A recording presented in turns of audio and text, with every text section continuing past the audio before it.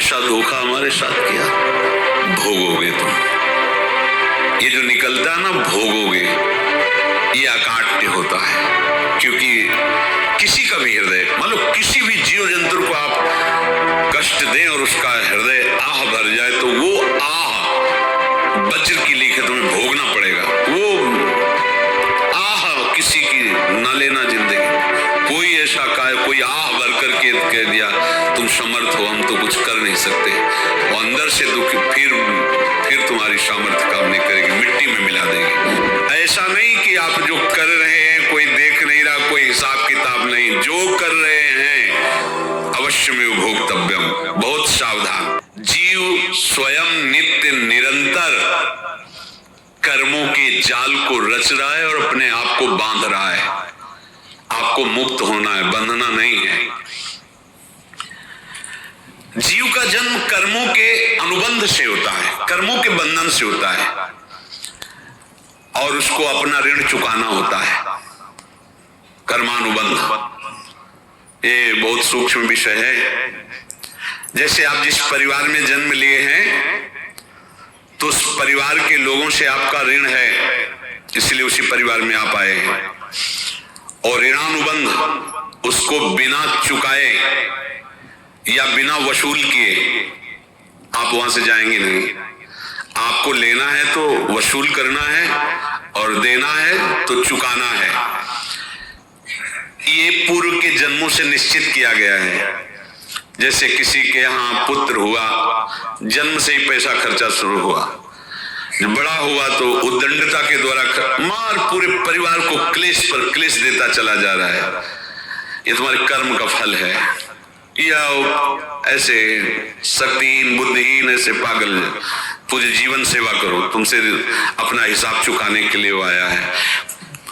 अब परिवार के जो सदस्य जुड़े आके, मतलब पत्नी आते ही पूरी हृदय में आनंद, परिवार में आनंद, और जीवन भर वो आनंद ही सुख देने के लिए उसका जन्म हुआ। वो अपना ऋणानुबंध मुक्त, और आते ही भयंकर क्लेश खड़ा कर दिया, बीच में दीवार और झगड़ा ऐसा, फिर अतरे दिन मारपीट शुरू, कलह अशांति, पूरा जीवन नरक हिसाब करने आएंगे। यहां ऋण चुकाए बिना कोई जा नहीं सकता, ऋण चुकाना पड़ेगा। किसी का ऋण वसूल करना है तो किसी को ऋण चुकाना है, दोनों काम करने होते हैं। अनेक जन्मों में अनेक लोगों के साथ हमने जो बर्ताव किए हैं, अच्छे या बुरे, वो होंगे। अब किसी आदमी को हम जानते नहीं, अचानक मिला, अचानक टक्कर लगाओ, मार पीट गाली गुप्ता सब कर दिया, चुपचाप सह लो। क्यों? ये आपका हिसाब है, पूर्व का हिसाब। हमारा उससे कोई द्वेष नहीं, कोई संकल्प नहीं। अचानक घटना घटी और हमसे द्वेष करने लगा, हमें पीटने लगा, हमें गालियां दे, ये हिसाब है, चुपचाप सह जाओ। अपने घर का भाई ही भारी दुश्मन बन गया और क्लेश, हिसाब है।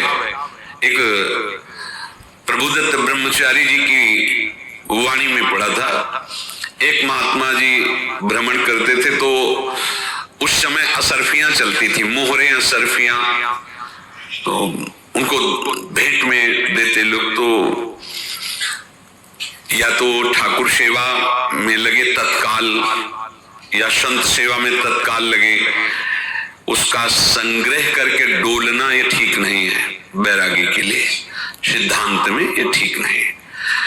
तो जब 2, 4, 6, 8 ऐसे मोहरे हुई तो उन्होंने विचार किया कि और भ्रमण करके जब काफी मोहरे हो जाएंगी तो प्रयागराज में जब कुंभ पड़ता है, एक बार पूरे सब अखाड़े के संतों को, अलग अलग संप्रदाय सब संतों को बुलाएंगे और सबको खुआएंगे। अब साधु है तो यही विचार करेगा, और क्या विचार करेगा।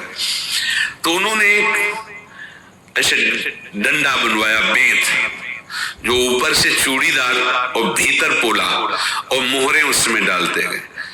और भ्रमण, जहां जहां श्रद्धालु भगत सबके यहाँ जाना और इच्छा रखना कि एक मोहर तो दे दे दक्षिणा में। कामना कोई भी हो वो बांधती ही है, ध्यान रखना। इसीलिए प्रभु जो चाहे वो करे, अपनी चाह नहीं रखनी चाहिए, अपनी चाह प्रभु की चाह में मिला देनी चाहिए।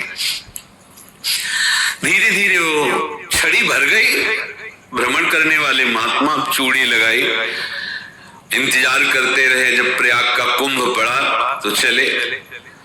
तो रास्ते में एक गांव में पूछा जाता है जैसे कहीं रुको कि कोई श्रद्धालु ऐसा है जो संत सेवी है। तो कुछ लोगों ने बताया हाँ एक परिवार है बहुत संत सेवी है और आपको मिलाते हैं उनसे। आइए महाराज घर में रुका, खूब अच्छा हलवा पूड़ी पवाया और जो घर के मालिक थे चरण दबाए।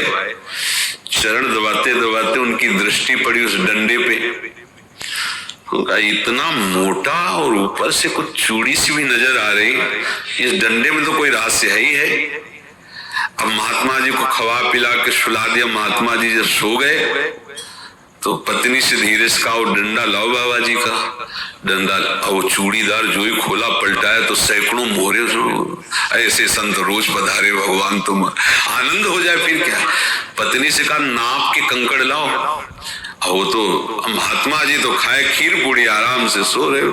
रात में पूरी प्लानिंग करके उसमें कंकड़ भर के चूड़ी लगाकर सिराने रख दिया, सारी मोहरे हटा ली।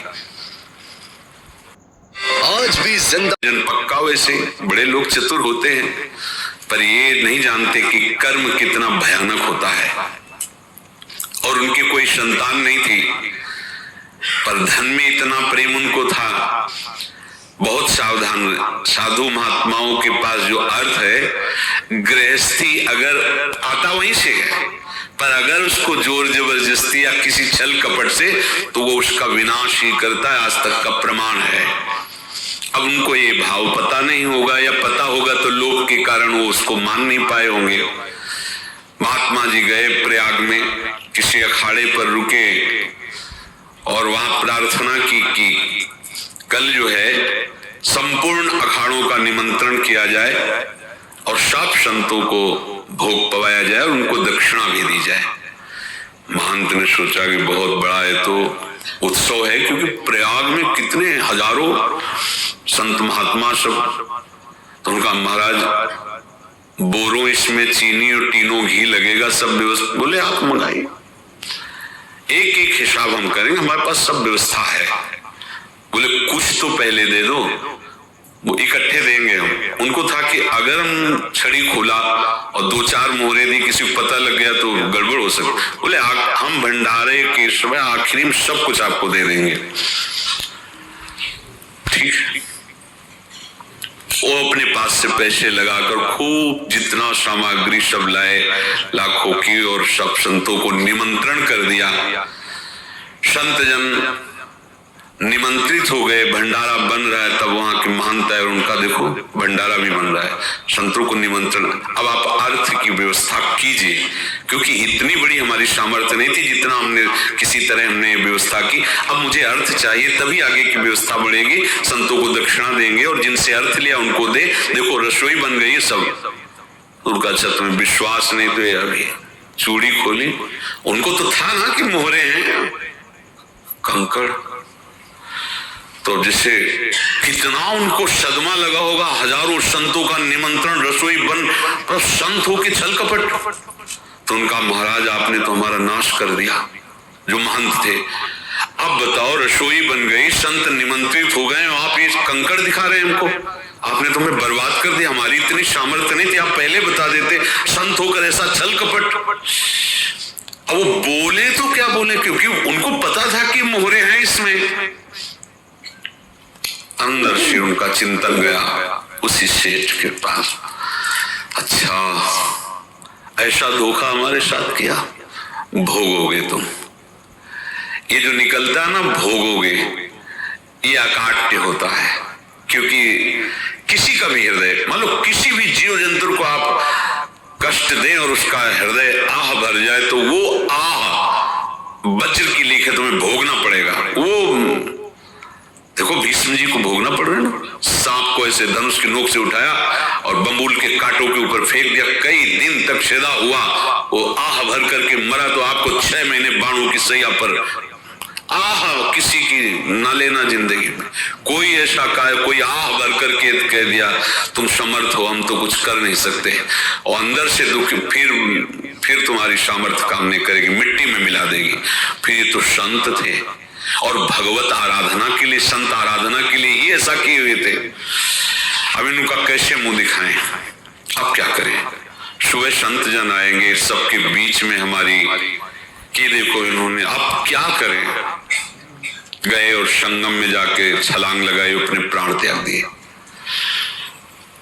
अब उनके तो पास मोहरे थी और व्यापार बढ़ा, और 9-10 महीने बाद ही लड़का हुआ। अब तो उनको कि संत फलीभूत हो गया, देखो व्यापार चल रहा, लड़का नहीं होता था, लड़का भी हो गया, बड़ा आनंद छा रहा है। जब से वो प्रकट हुई